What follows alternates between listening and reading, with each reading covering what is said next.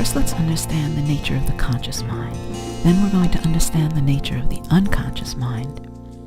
Then we're going to understand how they act together to get you to eat in such a way that you gain weight. And then we're going to understand how we can get them to work together so that you eat in such a way that you achieve your ideal weight. So let's start with the nature of the conscious mind. The nature of the conscious mind is to observe things. Information comes in through your senses, and these elements of information combine to form shapes in your conscious mind. The conscious mind is sort of like the air above the ocean. It's the sky, it's the above the line of the ocean. So all these pieces of information come into the conscious mind. They combine to form different shapes. Some of these shapes are very simple. Some of them can become quite complex. Information also comes in the form of inspiration. This is a direct channel from your access to infinite intelligence. These thought forms can also merge with each other to create shapes, and these shapes that come from inspiration have the power to change the world. They can also merge with the sensory observation thought forms, and these will typically create art or other creations that touch other people and spread the inspiration. Now let's talk about the nature of the unconscious mind.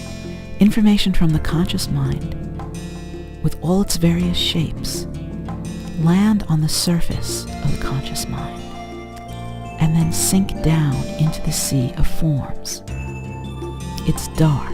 The sunlight cannot penetrate into the depth of the ocean.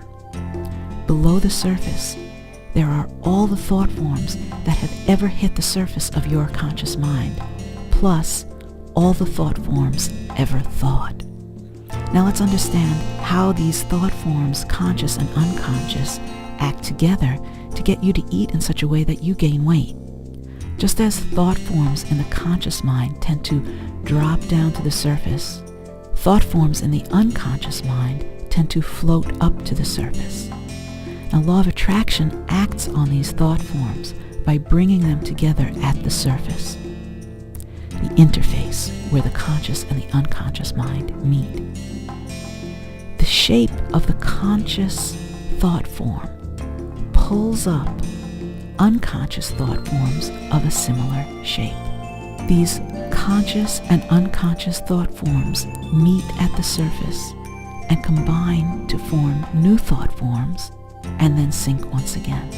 When these shapes are dominantly the same, they coalesce into the same behaviors on both a cellular level and a full body level. So that means that your cells keep craving the same foods, and they keep causing you to walk to the refrigerator and pull out the same foods. And these are the ones that are not working for you. Now let's understand how to work with these thought forms to get it so that you eat in such a way that you achieve your ideal weight. By deliberately bringing in conscious thought forms of a different shape, you pull up different unconscious elements to the surface by way of law of attraction. All these shapes merge with the available thought forms in the sunlight, and they form completely new shapes. These newly brought in conscious thought forms pull up new shapes that you're not usually experiencing rising from the unconscious mind.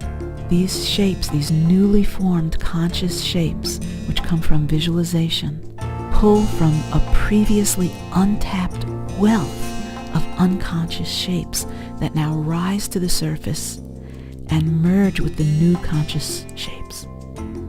They coalesce and create different conglomerates of shapes in your mind that in time cause completely different behaviors in you on both a cellular level and a full body level. When the proper thought forms are introduced through your conscious mind so as to draw up beneficial unconscious shapes from your unconscious mind, you lose weight naturally and relatively effortlessly.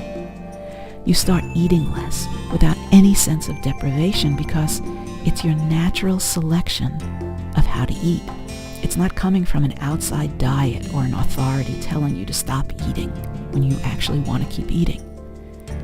It's your natural inclination to stop, and so you do.